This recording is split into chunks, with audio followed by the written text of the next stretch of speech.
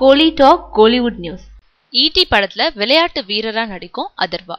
விளையாட்டை மையப்படுத்தி எடுக்கப்படும் படத்தோட எண்ணிக்கை தமிழ்ல அதிகரிச்சுக்கிட்டு இருக்கு. விளையாட்டை பத்திய திரைப்படங்களுக்கு சந்தை மதிப்பு இல்லைன்ற தோற்றம் தமிழ் திரைத்துறையிலிருந்து விலகி இருக்கிறது ஆரோக்கியமான முன்னேற்றம்.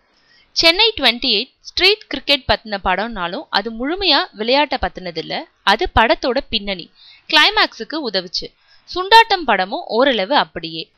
இப்போ சுண்டாட்டம் ஹீரோவை வச்சு ஃபுட்சால்ன்ற பெயர்ல இண்டோர் ஃபுட்பாலை குறிச்சின படம் தயாராகிட்டு இருக்கு.